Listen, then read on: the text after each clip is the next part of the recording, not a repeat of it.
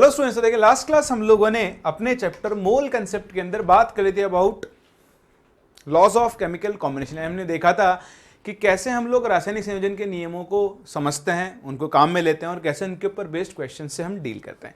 अब हम इस चैप्टर का एक बहुत ही इंपॉर्टेंट पार्ट शुरू करने जा रहे हैं। ये एक्चुअली आपका बेस है पूरे फिजिकल केमिस्ट्री के लिए, इवन पूरी केमिस्ट्री के लिए, हर जगह आपके पास ये चीज़ें काम में आती रहती है।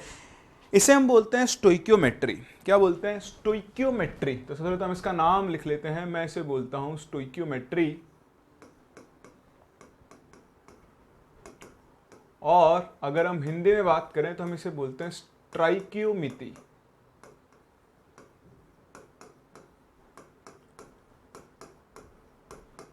इसका एक और नाम होता है रस समीकरण। क्या होता है? रस समीकरण मिति, है ना।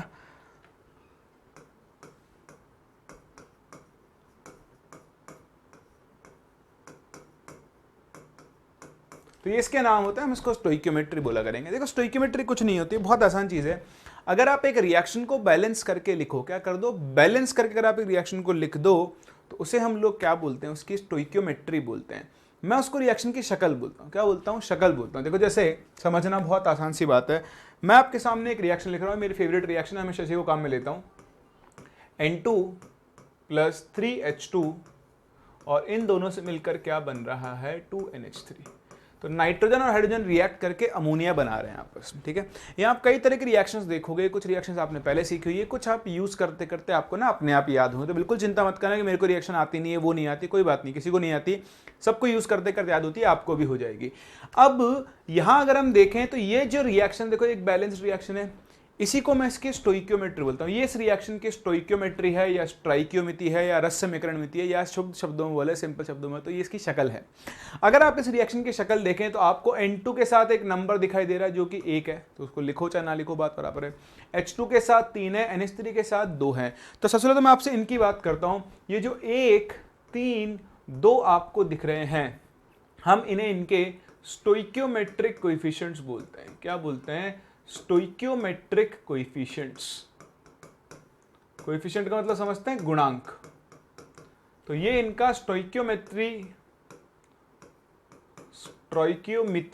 गुणांक होगा, अगर आप हिंदी में भी इसे सुनना चाहें तो। अब मैं इसको स्टोइक्योमेट्रिक कोएफिशिएंट ही बोला करूंगा, आप भी यही बोला करें, तभी तो आपकी आदत बदलेगी, ठीक है। तो ये स्टोइक्योमेट्रिक गुणांक है इसका, या स्टोइक्योमेट्रिक कोएफिशिएंट है। ये जो स्टोइक्योमेट्रिक कोएफिशिएंट होता है, देखो ये अलग अलग केसेस में अलग अलग चीजों को दिखाता है। पहली बात तो ध्यान रखना, ये जो स्टोइक्योमेट्रिक कोएफिशिएंट है ये विमाहीन होता है ना।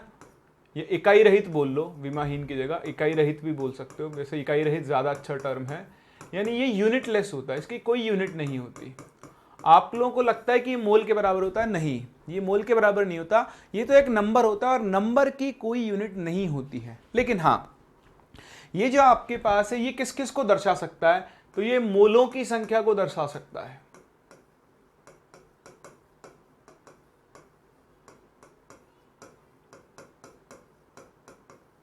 ठीक है ना। मोलों की संख्या के बराबर नहीं होता, लेकिन उनकी संख्या को, मोलों की संख्या का अनुपात, जैसे इस रिएक्शन में नाइट्रोजन और हाइड्रोजन के मोलों की संख्या का अनुपात 1:3 होगा। तो ध्यान रखना, ये मोलों की संख्या को दर्शा सकता है, मतलब हम आपस में इनके मोलों की संख्या को रिलेट कर सकते हैं, ठीक है ना। अगर गैसेस हैं तो गैसेस के लिए ये आयतन या फिर दाब दोनों को दर्शा सकता है, लेकिन ये सिर्फ किसके लिए होता है? सिर्फ और सिर्फ गैसेस के लिए। तो गैसों के लिए, है ना, आयतन। अगर ताप एवं दाब स्थिर है तो आयतन को, और आयतन एवं ताप स्थिर है तो दाब को, क्योंकि आप जानते हो PV = क्या होता है? nRT होता है ना। अगर दाब एवं ताप स्थिर है तो वॉल्यूम देखो मोल्स के प्रोपोर्शनल होगा। तो अगर ये मोल को दर्शा सकता है तो ये आयतन को भी दर्शा सकता है। और अगर आयतन एवं ताप स्थिर है तो ये मोल को, दाब को भी दर्शा सकता है। तो आप कुछ भी यूज कर सकते हो, ताप दाब, अगर गैसेज हैं तो। हाँ, अगर गैसेज नहीं हुई, कोई और हुई, तो सिर्फ आप मोल देखोगे। तो अभी तो क्या है, सबके सब गैसेज हैं। जैसे नाइट्रोजन भी यहाँ पर गैस है, हाइड्रोजन भी गैस है, और NH3 भी गैस है। तो देखो मैं क्या क्या लिख सकता हूँ। मैं लिख सकता हूँ इस रिएक्शन की शक्ल देखकर। अब जो मैं लिखने जा रहा हूँ आपको भी लिखना आना चाहिए, उसके बिना आप क्वेश्चन सॉल्व नहीं कर पाओगे। एक चीज़ जो मैं लिखने जा रहा हूँ उसको लिखने के लिए किसी आपको एक्सपेरिमेंटल डेटा की ज़रूरत नहीं है, किसी भी तरह के आपको प्रैक्टिकल आंकड़ों की जरूरत नहीं है, ठीक है, डायरेक्टली आप बात कर सकते हो। तो आप देखो रिएक्शन की शक्ल देखो, यहां नाइट्रोजन का कोफिशिएंट 1 है ना, तो मैं बोल सकता हूं कि 1 मोल नाइट्रोजन, क्या 1 मोल नाइट्रोजन 3 मोल हाइड्रोजन के साथ क्रिया करके क्या बनाएगी, 2 मोल अमोनिया बनाएगी। ये मैं हमेशा लिख सकता हूं कि 1 मोल नाइट्रोजन 3 मोल हाइड्रोजन से क्रिया करके क्या बनाएगी, 2 मोल अमोनिया बनाएगी। इसे हम बोलते हैं मोल मोल मोल और मोल का रिलेशन बोलते हैं, है ना, रिश्ता तो नहीं बोलूंगा, ठीक है। तो मोल को मोल से आप यहां पर क्या कर पा रहे हो, रिलेट कर पा रहे हो, ठीक है। आप चाहो तो आयतन से खेल सकते हो, जैसे मैं इसी रिएक्शन के लिए दोबारा लिखूं तो मैं इसी रिएक्शन को दोबारा ये ऐसे लिख सकता हूं कि N2 गैस है, 3H2 गैस है, ये हमने गैलुसेक के नियम में पढ़ा था पिछली क्लास में, ये बना रहा है 2NH3 गैस। तो आप इसके लिए क्या लिख सकते हो कि नाइट्रोजन का एक आयतन, अब वो 1 मिलीलीटर 1 लीटर कुछ भी हो सकता है, हाइड्रोजन के 3 आयतन से क्रिया करके अमोनिया के क्या बनाएगा, 2 आयतन बनाएगा। तो आप इसको ऐसे भी लिख सकते हो। अब देखो ऐसा किसी ग्रंथ में तो लिखा नहीं है कि आप हमेशा इस रिएक्शन में नाइट्रोजन का 1 ही मोल काम में लो। मैं क्यों लूँ 1 मोल काम में, मैं तो भाई साहब मेरी इच्छा है, मेरी मर्जी, मैं 4 मोल काम में लूंगा। हम बोलते हैं भाई आप 4 मोल काम में लो। तो अगर आपने यहां पर 4 मोल नाइट्रोजन काम लिया तो क्या फर्क पड़ेगा, कुछ नहीं। इस रिएक्शन की शक्ल देखो, 1 मोल नाइट्रोजन के लिए आपको 3 मोल हाइड्रोजन चाहिए, तो अगर 1 के लिए 3 चाहिए तो बताओ 4 के लिए, हाँ बिल्कुल सही बात है ना, कितनी चाहिए होगी, 12 मोल हाइड्रोजन आपको चाहिए होगी। हो गया काम।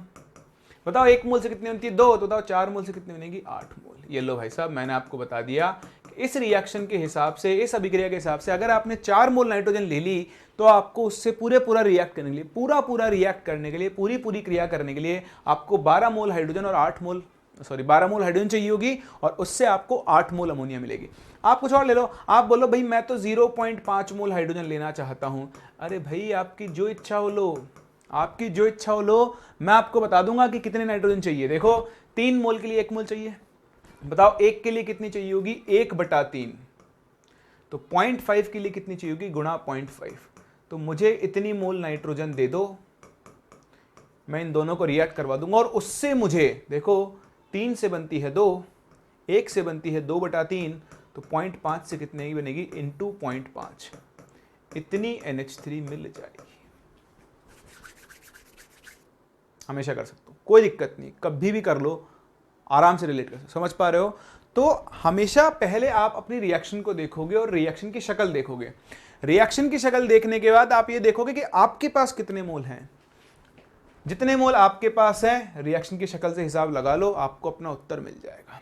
ध्यान दें, मोल से मोल आप किसी के भी रिलेट कर सकते हो, सॉलिड लिक्विड गैस किसी के भी मोल। जैसे मान लो आपके पास ये रिएक्शन है CaCO3 सॉलिड, तो CaCO3 सॉलिड को जब आप ताप देते हो, गर्म करते हो, तो गर्म करने पर ये भाई साहब क्या होते हैं, टूटते हैं, और टूटकर ये बनाता है CaO solid plus CO2 gas. देखो ये सॉलिड है, ये सॉलिड है, ये गैस है। तो आप मोल तो मोल से मोल किसी का भी रिलेट कर सकते हो, है ना, किसी के भी मोल को किसी के भी मोल से आप रिलेट कर सकते हो। एक्चुअली मुझे रिलेट का टेक्निकल टर्म हिंदी में समझ में नहीं आ रहा, मैं याद नहीं आ रहा, सॉरी, तो भाड़ में जाने दो। तो आप देखो, आप इस रिएक्शन को देखकर लिख सकते हो कि 1 मोल CaCO3 अगर आपने लिया तो उससे आपको 1 मोल क्या मिल जाएगा, CaO, और उससे आपको 1 मोल क्या मिल जाएगा, CO2, ठीक है। लेकिन अब आप, ये गैस है ना, ये सॉलिड है, तो आप ऐसा नहीं लिख सकते कि एक आयतन CaCO3 से 1 आयतन CaO और 1 आयतन CO2 मिल जाएगा। ऐसा अगर आपने लिख दिया तो आपका गेम हो जाएगा, खेल खत्म। समझ गए मेरी बात को। आयतन सिर्फ गैस का गैस से रिलेट कर सकते हैं, सॉलिड का गैस से नहीं, लिक्विड का गैस से नहीं। कभी भी ऐसी गलती मत करना, कर सकते हो, इसलिए अभी सतर्क कर रहा हूँ। सतर्क रहें, सावधान रहें। हम आयतन सिर्फ गैस का गैस से ही रिलेट कर सकते हैं। गैस के आयतन का संबंध गैस के आयतन को हम सॉलिड यानी लिक्विड के आयतन से संबंध उसका नहीं निकाल सकते हैं। समझ गए मेरी बात को?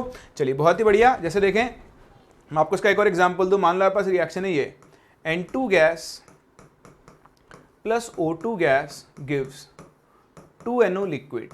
समझना।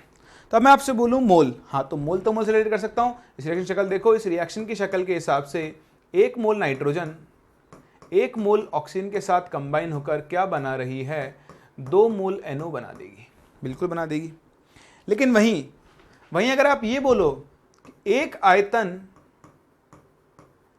नाइट्रोजन का एक आयतन ऑक्सीजन के साथ जुड़ेगा और इसका 2 आयतन बना देगा, तो आप फिर से गलत हैं। ये लिक्विड है। आप गैस के वॉल्यूम को लिक्विड के वॉल्यूम यानी गैस के आयतन को लिक्विड के आयतन से सीधा संबंधित रिलेट नहीं कर सकते हो। हाँ, इन दोनों को रिलेट करो, कोई दिक्कत नहीं। इसका एक आयतन इसके एक आयतन से रिएक्ट करेगा, पर वो इसका 2 आयतन नहीं बनाएगा। तो मोल किसी से भी रिलेट किए जा सकते हैं, लेकिन आयतन या दाब सिर्फ और सिर्फ गैसेस का ही आपस में आप क्या कर सकते हो? रिलेट कर सकते हो। इतनी बात समझ में आ गई? चलिए, इतनी बात समझ में आ गई है तो अब हम कुछ और आगे चलते हैं, कुछ प्रश्न देखते हैं और इन सबको काम में लेना सीखते हैं ना। छोटे छोटे क्वेश्चन देखते हैं सबसे पहले। तो जो मेरा सबसे पहला प्रश्न है आपसे वो ये है कि मुझे आप बताओ कि अगर आपने 20 ग्राम, और ये कौन सी भाषा बन गई, ठीक है, अगर आपके पास 20 ग्राम CaCO3 है, 20 ग्राम CaCO3 को गर्म करने पर आप मुझे बताओ कि CO2 का कितना आयतन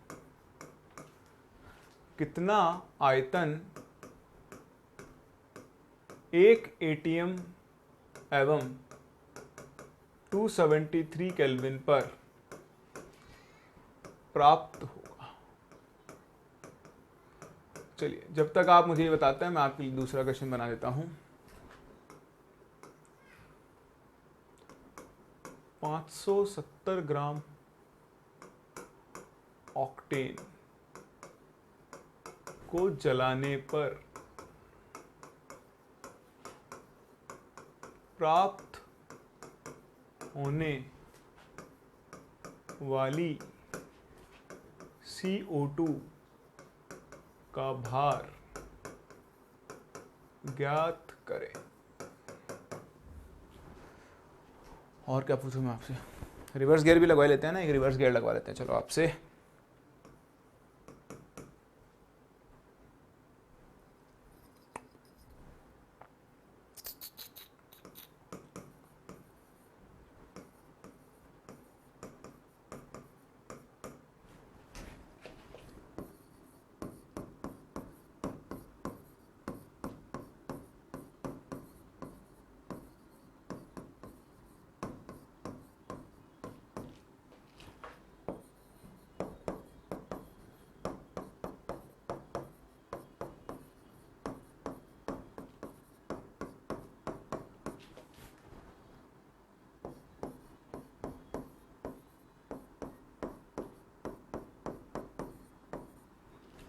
चलिए देखिए, आपके पास ये 3 क्वेश्चन है जो आपको स्टोइकियोमेट्री को यूज करना सिखाएंगे। कह रहा है 20 ग्राम CaCO3 को गर्म करने पर CO2 का कितना आयतन 1 ATM 273 केल्विन पर प्राप्त होगा। अब कुछ लोग बिना दिमाग लगाए बोलेंगे कि सर अभी तो आपने बोला भाई, हम देखो CaCO3 को जब हम गर्म करेंगे तो CaCO3 को गर्म करने पर आपको एक तो CaO मिलेगा और साथ में क्या मिल जाएगा?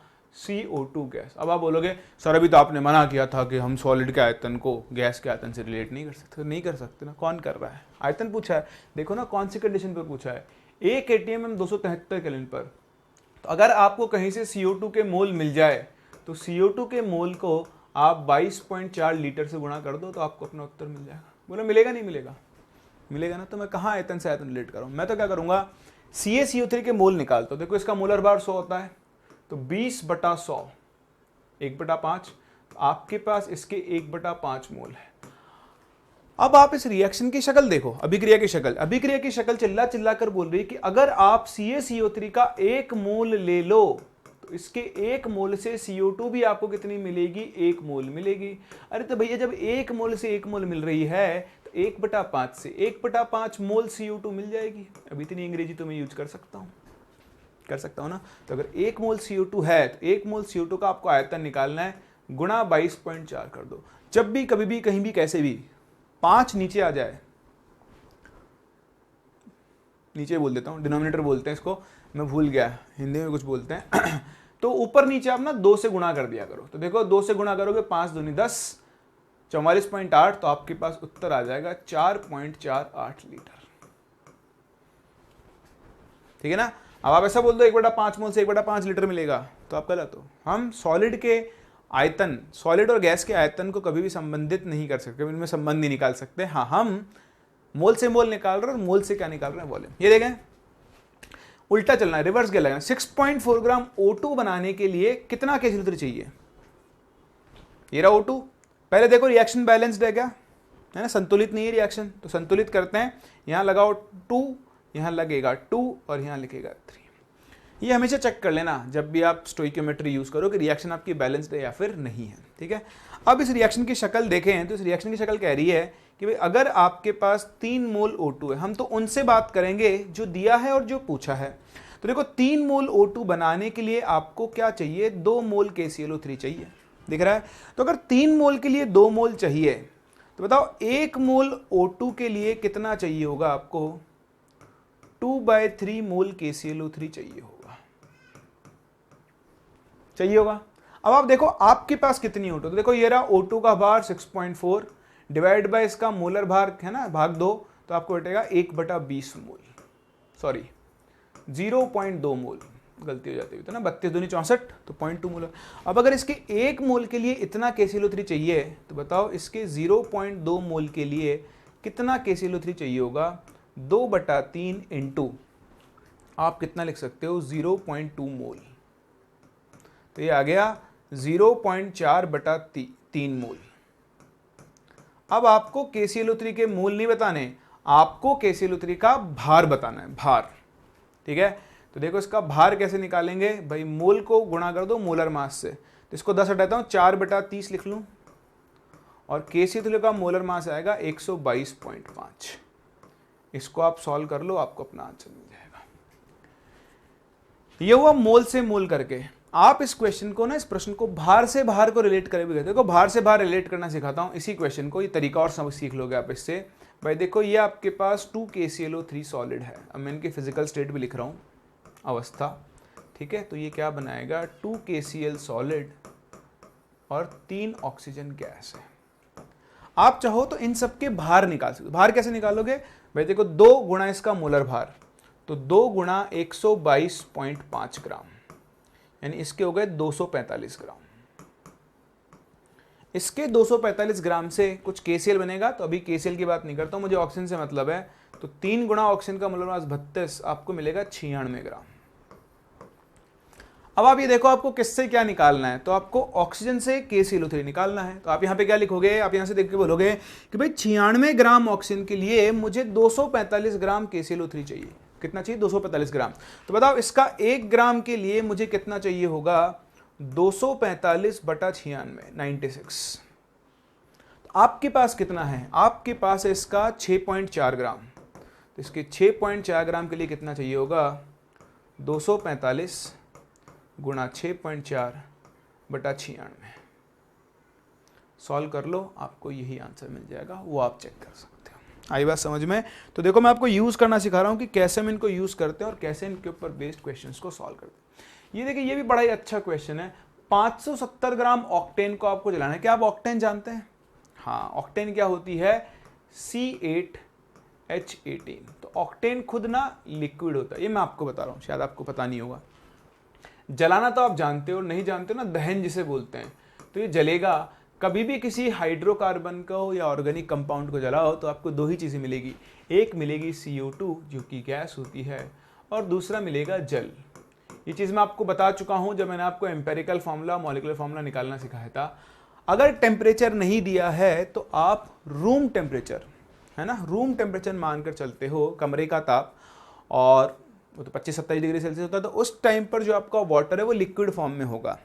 अगर रिएक्शन का टेम्परेचर 100 डिग्री के ऊपर है तो आप वाटर को कौन सी फॉर्म में लेकर चलोगे? हाँ, गैस फॉर्म में। तो अभी तो लिक्विड लेना है। अब इसे आप बैलेंस करो, देखो 8 कार्बन 18 हाइड्रोजन 18, 16 और 18,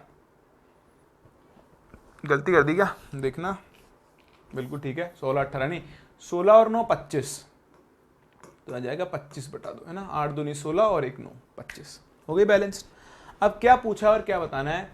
570 ग्राम ऑक्सीजन यहाँ पर CO2 कितनी मिलेगी? तो या तो पहले मोल से खेल लो, तो देखो 570 बटे इसका मोलर मास होता है 114, तो ये वैल्यू आपको इतनी मिल जाएगी 5 मोल।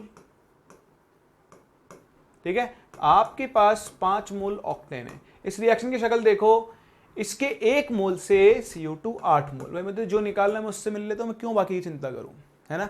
तो इसके 1 मोल से 8 मोल CO2 बन रही है, तो उसके 5 मोल से कितनी बनेगी? 5 गुणा 8 यानी 40 मोल CO2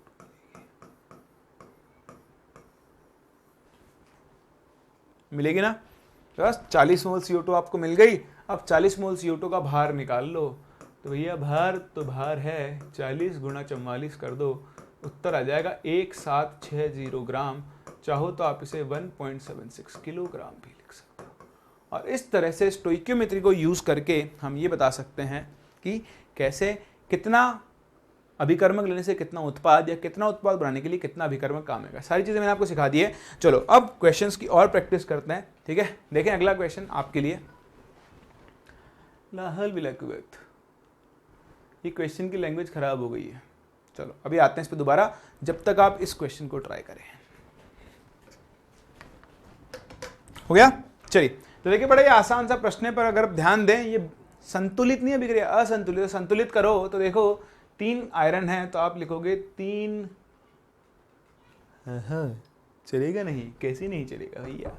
तो 3 आयरन है और उसके साथ आपके पास है जल H2O। उससे क्या मिलेगा आपको? देखो 3 Fe, 4 ऑक्सीजन के 4 H2 लगा दो, तो ये बनेगा एक तो Fe3O4 प्लस साथ में आपके पास 4 हाइड्रोजन अलग हो जाएंगे। ठीक है, तो बैलेंस हो गई अभिक्रिया आपकी, हो गई ना। अब खेलो, आयरन के उस भार की गणना करो जो कि 18 ग्राम भाप के द्वारा इसके ऑक्साइड में आ रही है। तो बड़ा ही आसान है, 18 ग्राम भाप का मतलब कितना हो गया? 1 मोल। तो भाई देखें, इस रिएक्शन की शक्ल चिल्ला चिल्ला कर बोल रही है कि 4 मोल भाप के लिए आपको 3 मोल आयरन चाहिए। तो बताओ 1 मोल, आपके पास 1 मोल है ना, 1 मोल के लिए कितना चाहिए होगा? 3/4 मोल चाहिए होगा। पर आपको मोल नहीं बताना, आपको बताना है भार। बताओ मोल से भार निकालने के लिए, हाँ, गुणा मोलर भार, तो 56 होता है, 14 चौक 56, 14 42 ग्राम आयरन आपके पास होना चाहिए। क्या होना चाहिए? 42 ग्राम आयरन आपके पास होना चाहिए। और इस तरह से आप अपने इस प्रश्न को सॉल्व कर सकते हैं। ये देखें अगला प्रश्न, KClO3 का एक नमूना विघटित होकर ऑक्सीजन गैस के एनटीपी पर 448 ml उत्पन्न करता है। देखो कई बुक्स में आपको एनटीपी लिखा हुआ मिल जाएगा, कई मटेरियल के अंदर। एनटीपी का मतलब आप 180m273 ही लेकर चलें, मोल कंसेप्ट इस चैप्टर के अंदर कहीं भी एनटीपी लिखा मिल जाए यहाँ पर आप, तो उसे, और कहीं लिखा नहीं मिलेगा, यहाँ मिलेगा, उसे आप 1 ATM 273 केल्विन मान के चलना। तो देखो आपको 448 मिलीलीटर ऑक्सीजन गैस दी हुई है, तो यहां से आप ऑक्सीजन के मोल्स निकाल लो। कैसे दिया गया? आयतन 448 मिलीलीटर, उसको आप भाग दोगे 22.4 लीटर होता है, लीटर को बदलो मिलीलीटर में। तो ध्यान से देखें, 0 से गया, ये जाएगा 2 बार, आपको मिलेंगे 2/100 या 0.02 मोल, जैसे भी आप लिखना चाहो। आ गया? चलिए अब KClO3, तो मैंने आपको भी रिएक्शन सिखाई थी कि KClO3 सॉलिड को जब आप हीट करोगे तो आपको मिलेगा 2 KCl solid plus 3 O2 gas मिलेगा। अब इस रिएक्शन की शक्ल देखो, इस रिएक्शन की शक्ल आपको बता रही है कि अगर आपके पास 3 मोल O2 है, तो देखो 3 मोल O2 के लिए आपको 2 मोल KClO3 चाहिए होगा। तो अगर 3 मोल के लिए 2 मोल चाहिए, तो बताओ इसके 1 मोल के लिए आपको कितना चाहिए होगा? ये चाहिए होगा 2/3 मोल चाहिए होगा।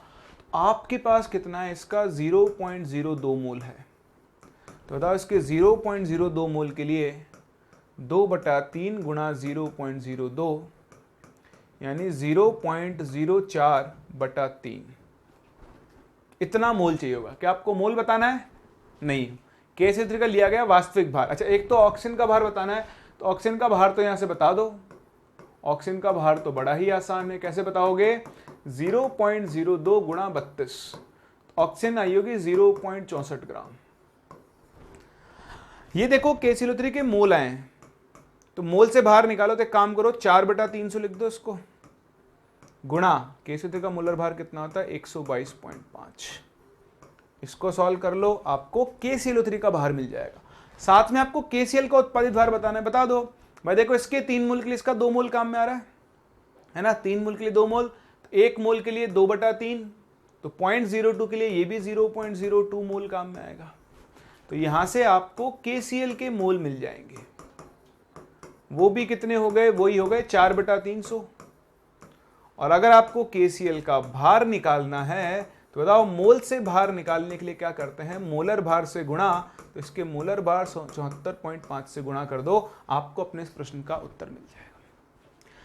प्रैक्टिस है बस, अब आपको कुछ नहीं करना, इधर से उधर खेलना है। मैं आपको बताऊं, आपको प्रश्न में एक चीज दी हुई है, तो दूसरी चीज आप अपने आप से बना लो। मान लो मैं अभी तक तीनों चीज पूछ लिए, मान लो मैं आपसे सिर्फ ये पूछता KCl3 कितना बनेगा, तो आप जब प्रश्न करो तो आप ये भी पता करो कि KCl कितना बनेगा। ये आपके लिए एक्स्ट्रा है, बट आपको चीजें सिखाएगा।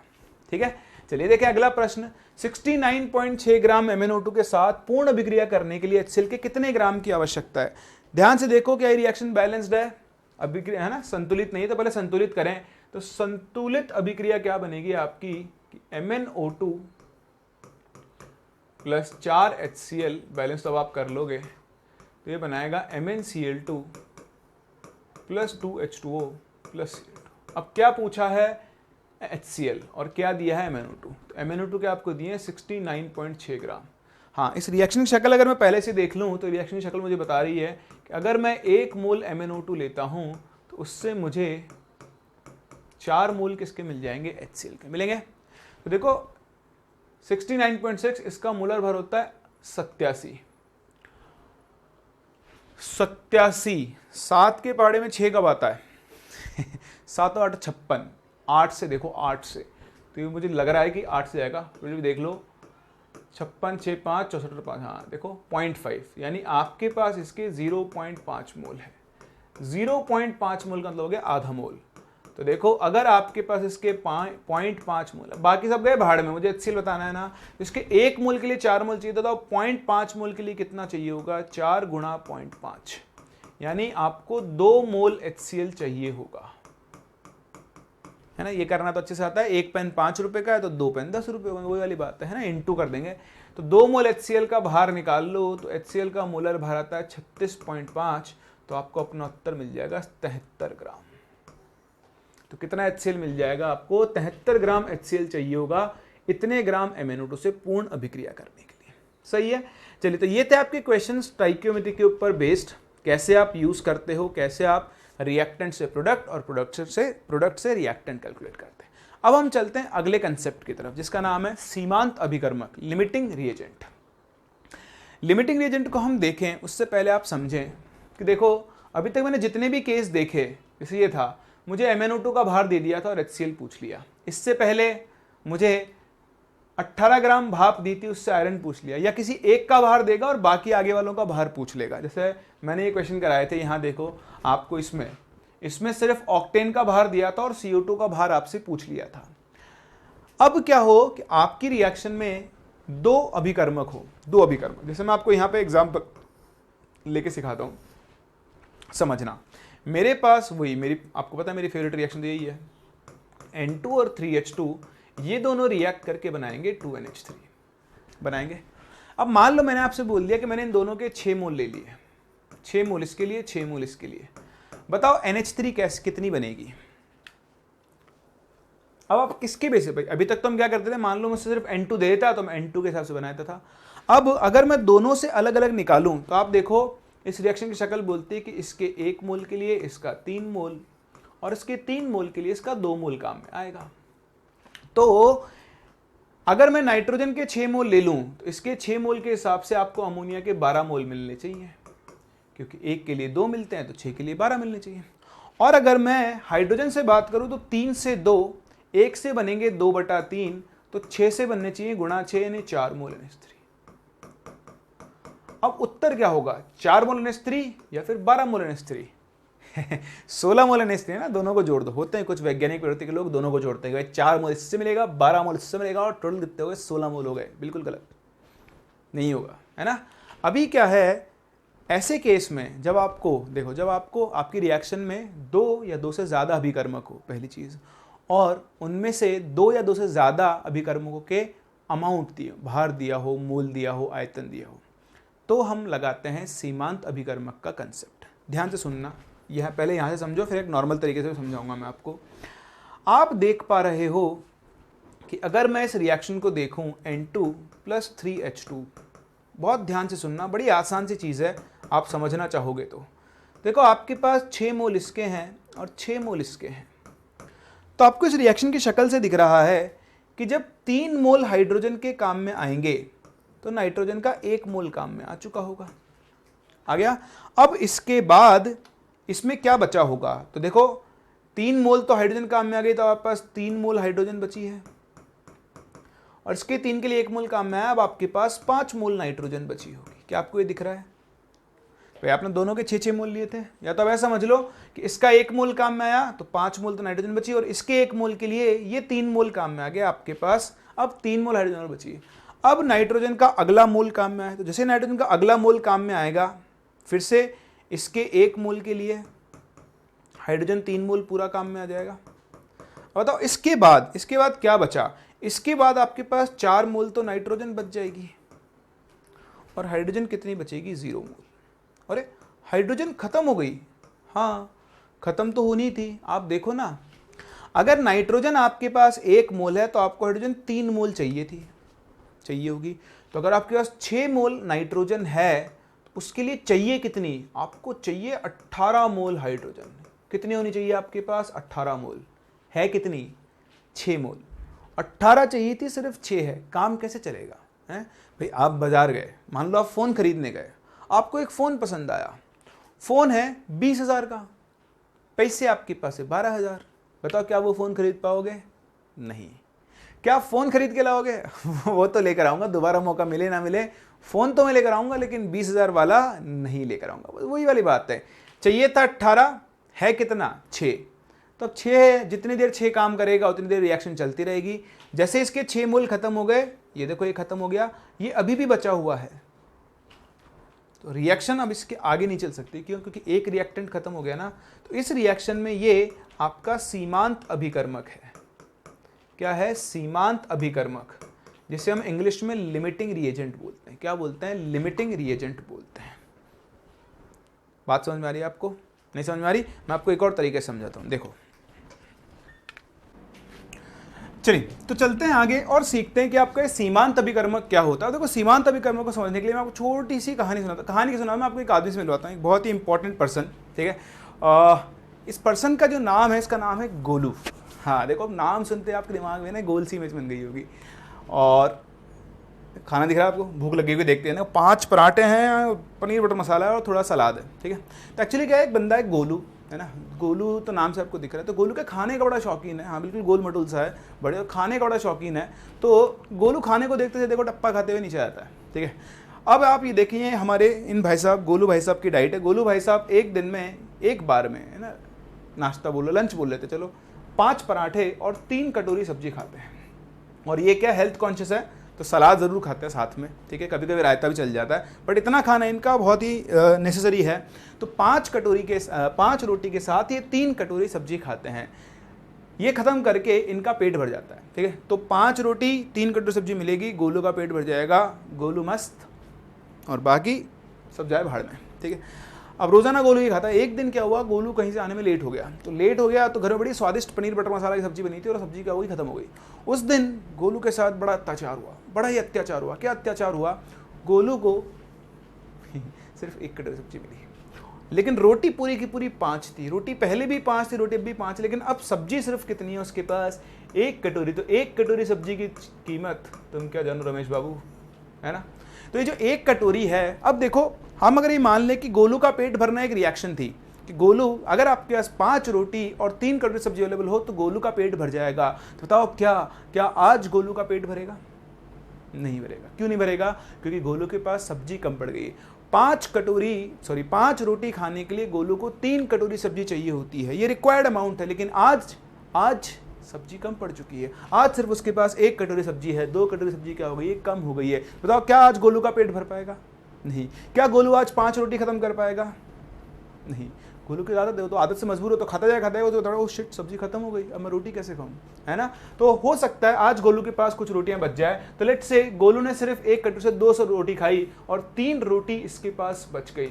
आज गोलू का पेट नहीं भरा है। गोलू का पेट इससे ज्यादा नहीं भर सकता क्योंकि गोलू स्वादी है, गोलू कोरी रोटी नहीं खा सकता है।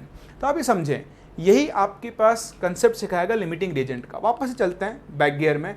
5 रोटी के लिए आपको 3 कटोरी सब्जी की जरूरत थी, 3 कटोरी सब्जी की जरूरत थी। जब ये रहेगा तो कंप्लीट हो जाएगा। लेकिन आज क्या हुआ? आज आपके पास सिर्फ 1 कटोरी सब्जी है, सिर्फ 1 कटोरी सब्जी चाहिए। कितनी थी? 3 कटोरी। है कितनी? 1 कटोरी। रोटी फिर भी उतनी ही है। तो आज क्या होगा? सब्जी पहले ही खत्म हो जाएगी, रोटी खत्म होगी, उससे पहले सब्जी खत्म हो जाएगी और आपका जो गोलू है वो क्या रह जाएगा? भूखा रह जाएगा। इसका मतलब इस प्रोसेस में, इस कहानी में कटोरी क्या है? कटोरी नहीं, सॉरी, सब्जी क्या है? हाँ, सब्जी यहाँ पर सीमांत अभिकर्मक है, लिमिटिंग एजेंट है।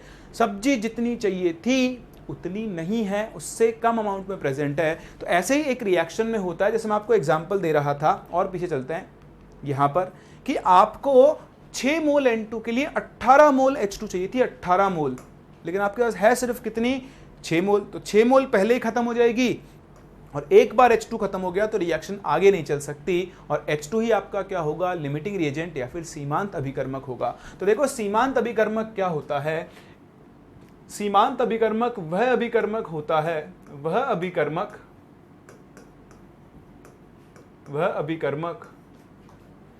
जो कम मात्रा में प्रेजेंट हो या फिर जो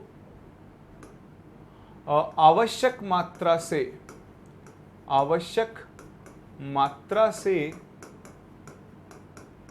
कम मात्रा में उपस्थित हो,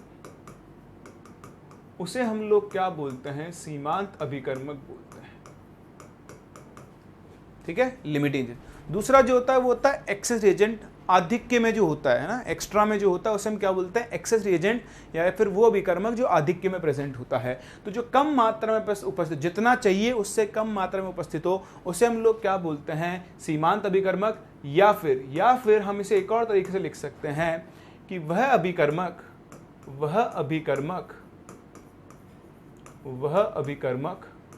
जो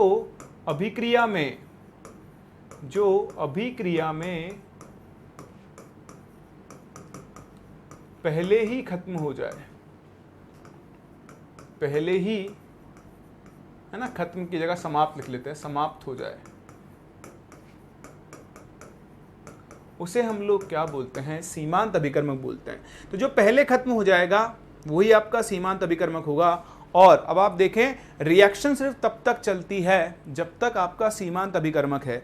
जैसे ही एक अभिकर्मक खत्म हुआ, रिएक्शन रुक जाएगी। तो जितना भी उत्पाद बनेगा, जितना भी प्रोडक्ट बनेगा, वो सिर्फ और सिर्फ किसके भरोसे से बनेगा? हाँ, सीमांत अभिकर्मक से। अभी ध्यान रखना कि अभिक्रिया में जो भी उत्पाद बनेगा, अभिक्रिया में जो भी उत्पाद बनेगा, ठीक है, जो भी नहीं भी है, उत्पाद बनेगा, मेरी राइटिंग पे ना जाएं, ठीक है, धीरे धीरे लिखेंगे तो अच्छी लिखेंगे, पर मतलब नहीं है, है ना, टाइम क्यों वेस्ट करें। तो जो भी उत्पाद बनेगा वह किसके द्वारा बनेगा? वह सीमांत अभिकर्मक के द्वारा बनेगा। तो अभिकर्मक को अभी लिख रहा हूं, बस आप पूरा लिख लेना चाहो तो, द्वारा बनेगा। क्या आपको ये बात समझ में आ रही है? ये समझ में आना बहुत जरूरी है कि जितना भी उत्पाद बनेगा वो सिर्फ और सिर्फ किसके द्वारा बनेगा? सीमांत अभिकर्मक के द्वारा बनेगा। अब देखो, ये तो ये बात सीमांत अभिकर्मक क्या होता है, मैंने आपको बताया।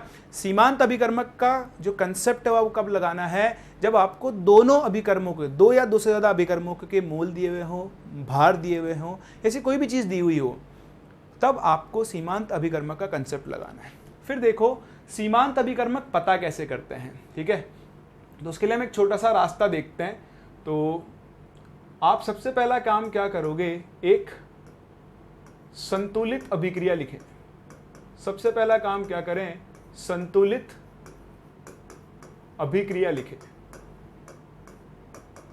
आप चाहें तो हेडिंग डाल सकते हैं, सीमांत अभिकर्मक पता करने की विधि, सीमांत अभिकर्मक ज्ञात करने की विधि। तो ये विधि, ये रास्ता है। तो सबसे पहला काम आप संतुलित अभिक्रिया लिखें। जैसे मान लो मैंने पिछली रिएक्शन ली थी N2 gas plus 3H2 gas, और इससे आपको क्या मिल गया, 2NH3 गैस।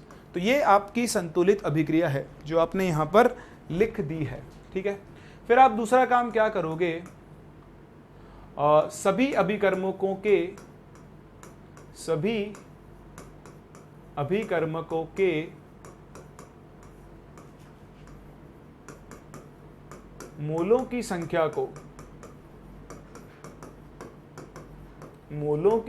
को उनके स्टोइकियोमेट्री गुणांकों से विभाजित करें। गुणांकों से आप क्या कर दोगे, विभाजित कर दोगे। तो अब क्या करना है, सबके मोल निकालने, तो ना बताया था आपको, इसका भी 6 मोल दिया था मैंने और इसका भी 6 मोल दिया था। अब आप क्या करोगे, N2H2 आपने दोनों के मोल लिख लिए, ठीक है। ध्यान देना, ये काम आप जो करोगे ना, LR पता करने वाला, सीमांत अभिकर्मक बताने वाला, ये साइड में करना। मतलब 6 बटा नाइट्रोजन का गुणांक कितना है, 1, 6 बटा हाइड्रोजन गुणांक कितना है, 3, ठीक है। तो इनको विभाजित कर लोगे। अब इनमें से जो छोटी वैल्यू आएगी तो आप यहीं पे आगे कंटिन्यू कर सकते हैं। छोटा मान सीमांत अभिकर्मक को दिखाता है। तो इनमें से जो छोटी वैल्यू आएगी वो आपको कौन बता देगी, सीमांत अभिकर्मक। देखो 6/1 और 6/3 कितना आता है, 2। तो छोटी वैल्यू यहां आ रही है ना, तो जहां छोटी वैल्यू आ रही है वो आपका सीमांत अभिकर्मक यानी लिमिटिंग रिएजेंट होगा, और ये दूसरा आपका आधिक्य अभिकर्मक यानी एक्सेस रिएजेंट होगा। तो इस अभिक्रिया में, इस प्रक्रिया के अंदर हाइड्रोजन जो है वो आपका सीमांत अभिकर्मक है और नाइट्रोजन जो है वो अभिकर्मक आधिक्य में है। मतलब एक बार आपने पता कर लिया लिमिटिंग रिएजेंट कौन है, सीमांत अभिकर्मक कौन है, तो पूरी रिएक्शन को आपको सीमांत अभिकर्मक से ही सॉल्व करना है। समझना मेरी बात को। अब इस क्वेश्चन को ऐसे सॉल्व करेंगे, 6 मोल 6 मोल। देखो ये जो सीमांत अभिकर्मक पता करने का काम है वो कभी भी यहाँ मेन रिएक्शन में मत करना, वरना आप गलती कर सकते हो। मैं आपको फिर बोल रहा हूँ, सीमांत अभिकर्मक पता करने का काम यहाँ मत करना, साइड में करना। शुरुआत में आपको थोड़ा सा डिफिकल्ट लग सकता है, बाद में तो आप शक्ल देख कर ही बता दोगे, आज ही बता दोगे कि सीमांत अभिकर्मक क्या होता है। बट अभी आप देखें 6 मोल है, 6 मोल। तो अब जो सीमांत अभिकर्मक है वो पूरा खत्म होकर 0 हो जाएगा, 0। देखो 3 के लिए 1 मोल काम में आता है, 1 के लिए 1/3। तो इसके 6 में से 3 के लिए 1, 1 के लिए 1/3। तो बताओ 6 मोल के लिए कितना काम में आएगा, गुणा 6, 3 दूनी 6। तो आपके पास 4 मोल तो क्या बच जाएगी, N2। और देखो ये कितना बनेगा, 3 से बनता है 2, 1 से बनेगा 2/3, 6 से बनेगा गुणा 6, और उत्तर आ जाएगा 4 मोल NH3। तो इस तरह से हम ये बता सकते हैं कि इस अभिक्रिया में, इस रिएक्शन में 4 मोल N2 तो बच जाएगा और 4 मोल NH3 क्या होगा, बन जाएगा। तो ये होता है आपके पास कंसेप्ट ऑफ लिमिटिंग रिएजेंट, या फिर सीमांत अभिकर्मक की को कैसे हम लोग यूज करते हैं। तो जब भी, कभी भी, कहीं भी, किसी भी रिएक्शन के अंदर 2 या 2 से ज्यादा अभिकर्मकों के आपको मोल, भार, आयतन कुछ भी दिए हुए हों, तो आप वहां पर सीमांत अभिकर्मक का कंसेप्ट जरूर लगाएंगे। सही है, चलिए। तो आई होप आप लोगों ने इसे कॉपी कर लिया होगा, फटाफट से कॉपी कर लो, फिर हम चलते हैं उसके ऊपर क्वेश्चंस करते हैं, ठीक है। चलिए, तो अब यहां हटाते हैं इसे और हम लिखते हैं प्रश्न। तो देखें, लिखे प्रश्न आपके लिए मेरी तरफ से है। चलो हम रिएक्शन करवाते हैं MgCl2 प्लस Na2SO4 की, ठीक है। तो इनकी रिएक्शन से आपको मिलेगा MgSO4 प्लस 2NaC, ठीक है। अब अगर आपके पास लेट्स से मान लो 6 मोल MgCl2 एवं 4 मोल Na2SO4 है, तो बताओ NaCl कितना बनेगा। है ना। क्वेश्चन समझ गए आप, आसान सा क्वेश्चन है, इसको तो पहले तो इसको ट्राई कर लो आप। जब तक मैं आपके लिए दूसरा क्वेश्चन बनाता हूँ।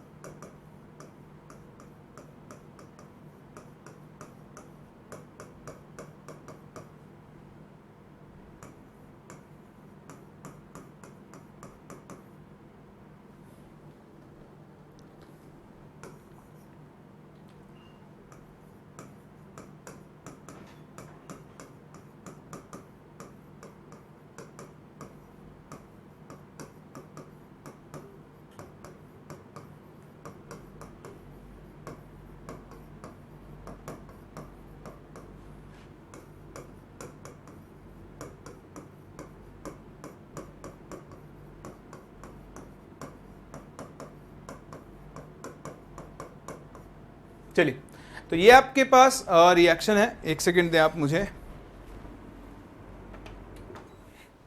बहुत ज़्यादा शोर हो रहा है। तो ये 3 क्वेश्चन है जो एलआर के ऊपर या सीमांत अभिकर्मक के ऊपर बेस्ड है। तो देखो कैसा है, पहला प्रश्न तो आपने कर लिया होगा। यहाँ देखो रिएक्शन बैलेंस्ड है, कि हर बार चेक करना रिएक्शन बैलेंस्ड है, तो बिल्कुल बैलेंस्ड है। अब इसका आपने लिया है 6 मोल और इसका लिया है 4 मोल। तो देखो 6/1 4/1 ये छोटी वैल्यू है, तो ये आपका सीमांत अभिकर्मक होगा, लिमिटिंग रिएजेंट। अब जो भी उत्पाद बनेगा, प्रोडक्ट बनेगा, वो आपको किससे बनाना है, लिमिटिंग रिएजेंट से। ध्यान से देखो, ध्यान से, इसके 1 मोल से ये कितना बनता है, 2 मोल। बोलो बनता है क्या? अगर 1 से 2 बनता है तो 4 से कितना बनेगा, 4 से बनेगा 2 गुना 4 यानी 8 मोल। क्वेश्चन खत्म। हाँ, हवा में सॉल्व कर दोगे आप थोड़े टाइम के बाद। तो बस जैसे सिखा रहा हूँ वैसे सीखते चलो। ये देखो यहाँ पर एक आप नई चीज सीखने को मिलेगी, बहुत ध्यान से देखना। ये आपके पास MnO2 है और ये आपके पास HCl है। रिएक्शन मैंने आपको दे दी है बैलेंस करके, MnCl2। आप वीडियो पॉज करके क्वेश्चन खुद से सॉल्व करके देख सकते हैं पहले, ठीक है। अब देखो आपके पास 5 मोल यहां पर MnO2 है और 20 मोल HCl है। LR पता करो, तो 5/1 और ये देखो 20/4, ये भी 5 और ये भी 5। अरे इनमें तो कोई छोटी वैल्यू आई नहीं, दोनों वैल्यू समान आ गई। तो जब दोनों वैल्यू समान आ गई है तो इसे हम बोलते हैं स्ट्राइकियोमितीय अनुपात। क्या बोलते हैं? स्ट्राइकियोमितीय अनुपात। मतलब ये आप देखो, अगर हम इन दोनों के मोलों का अनुपात निकाले तो 1:4 है। देखो यहां पर भी 1:4 है। तो जब आपके अभिकर्मक स्ट्राइकियोमितीय अनुपात में उपस्थित हों तो कोई भी सीमांत अभिकर्मक नहीं होता। ये बड़ा इंपॉर्टेंट है, ये बस ये चीज मुझे आपको सिखानी है। तो देखो सिखा तो दिए मैंने। कभी भी आप LR वाली विधि लगाओ और 1:1 आ जाए तो आपको ये ध्यान रखना है कि अब इसमें कोई भी LR नहीं होगा। तो आप इसे एक नोट बना के लिख लें, बड़ा ही इंपॉर्टेंट नोट है, 2000 रुपए का नोट है पूरा, ठीक है। लिखना कि यदि किसी अभिक्रिया में दोनों अभिकर्मक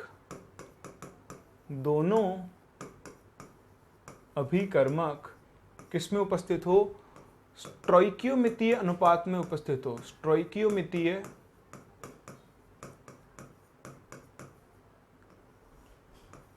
अनुपात में उपस्थित हो, तो कोई भी सीमांत अभिकर्मक नहीं होता है। तो कोई भी सीमांत अभिकर्मक नहीं होगा। समझ रहे हो मेरी बात को? तो उस सिचुएशन में, ऐसी परिस्थिति में कोई सीमांत अभिकर्मक नहीं होता है। अब आप अपना उत्तर जिससे निकालना चाहो निकाल लो, सेम आएगा। देखो मैं आपको समझाऊं, ये आपके पास 5 मोल है, तो देखो आपको बताना है, देखो बताना क्या है, Cl2 का आयतन 1 atm 273 केल्विन पर। तो पहले आप Cl2 के मोल निकाल लो और मोल को गुणा कर देंगे 22.4 से, ठीक है। तो देखो रिएक्शन शक्ल, 1 मोल से 1 मोल मिल रही है ना। तो बताओ 5 मोल से Cl2 कितनी मिल जाएगी? 5 मोल। या इससे अगर आप HCl से निकालना चाहो, देखो 4 मोल HCl से 1 मोल मिल रही है, तो आपके पास अगर इसका 1 मोल हो तो कितना मिलेगा? 1/4। तो आपके पास कितना है? 20 मोल। तो बताओ इसके 20 मोल से कितना मिलेगा? गुणा 20 यानी 5। तो जब दोनों सेम रेशियो में हो, एक ही अनुपात में हो, तो किसी से भी निकाल लो, आंसर सेम आएगा। तो देखो उत्तर आ गया 5 गुणा 22.4। ऊपर नीचे 2 से मल्टीप्लाई कर दो, 10 और नीचे भी एक 10, 11.2 आ जाएगा, नहीं? क्यों करें मैं? हाँ ठीक है, 112 मिलीलीटर आ जाएगा, 112 लीटर। वो आप कर लेना, आपको आंसर मिल जाएगा। सॉल्व तो आप कर सकते। देखो जैसे ये यहाँ पर अगर आपने किया हो तो एक गलती आप कर सकते हो, ये रिएक्शन बैलेंस नहीं है बस। तो पहले इसको बैलेंस करो। देखो 5 क्लोरीन के लिए 5 HCl आएगा, 5 और 3 8, तो यहाँ पे 4 H2O आना चाहिए। तो ये आपकी रिएक्शन हो गई। इसके बाद अब आप इसे आराम से सॉल्व कर सकते हो। PCl5 प्लस 4 H2O मिलकर ये क्या बनाएगा? देखो H3PO4 प्लस 5 HCl, सॉरी हाँ 5 HCl। देखो बैलेंस है क्या? एक फॉस्फोरस, 4 ऑक्सीजन 4 ऑक्सीजन, 8 हाइड्रोजन, 5 और 3 8। अब क्या कह रहा है? 8 मोल इसके हैं और 8 मोल इसके हैं। तो आप साइड में जाओ, पता करो LR कौन है। तो देखो 8/1 8, 8/4 2 दिख गया। तो आपका जो H2O है वो यहाँ पर सीमांत अभिकर्मक है, LR है। तो अगर ये LR है तो ये 0 हो जाएगा। अब अगर वैसे तो आपसे क्या पूछा है? सिर्फ H3PO4 कितना प्राप्त होगा, बट आपको सब कुछ करना चाहिए, ठीक है। देखो 4 मोल से 1 मोल, 1 से बनेगा 1/4। तो बताओ 8 मोल से कितना बनेगा? गुणा 8, यानी आपको 2 मोल तो मिल जाएगा H3PO4। ये तो हो गया क्वेश्चन। चलो हम तो HCl भी निकाल लेते हैं, कौन से पैसे लग रहे हैं। तो देखो 4 से 5, 1 से कितना बनेगा? 5/4। तो 8 से कितना बनेगा? गुणा 8। ये ऐसा भी देख सकते हो, 4 से 5 तो डबल हो गया, तो इसके डबल से ये भी डबल मिलेगा, यानी 10 मोल HCl मिल जाएगा। और अब लगे हाथ ये भी पता कर लेते हैं कि ये आपका आधिक्य वाला कितना बचेगा, PCl5। तो देखो 4 के लिए 1 काम में आया, तो 8 में से 1 के लिए 1/4 काम में आएगा, तो 8 मोल के लिए गुणा 8 2, तो आपके पास 6 मोल क्या बच जाएगा? PCl5। ये आ गए मोल्स। अब आप चाहो तो इनका भार निकाल सकते हो, आयतन वायतन जो भी आपसे पूछा है वो सब आप यहाँ से कैलकुलेट कर सकते हो। तो ये है सीमांत अभिकर्मक का कंसेप्ट, और ये आपको बहुत अच्छे से आना चाहिए, क्योंकि ये आपके बहुत ज़्यादा काम में आने वाला है आगे आने वाले चैप्टर्स के अंदर भी। आई बात समझ में? चलिए बहुत ही बढ़िया। तो आज हम फिर यहीं तक कंप्लीट करते हैं। एक क्वेश्चन, ये गोलू को तो हटाओ, गोलू यहाँ आ गया। ये क्वेश्चन आपके लिए है, ये आपके लिए है। इस क्वेश्चन को आप ट्राई करें, होमवर्क है। नेक्स्ट क्लास में आपको सिखाऊंगा परसेंटेज यील्ड, प्रतिशत लब्धि कैसे निकालते हैं, ठीक। फिर और कुछ और नए टॉपिक्स हम सीखेंगे यहीं इसी के अंदर, कुछ और चीज़ें हैं जो आपको काम में लेनी है, ठीक है। तो वो हम कवर करेंगे नेक्स्ट क्लास। आज हम यहीं तक कंप्लीट कर रहे हैं। अच्छे से आप इन क्वेश्चंस की प्रैक्टिस करें, और आपके अपने मटेरियल में से भी आप स्टोइकियोमेट्री और सीमांत अभिकर्मक इन दोनों के ऊपर बेस्ड क्वेश्चंस को जरूर सॉल्व करें।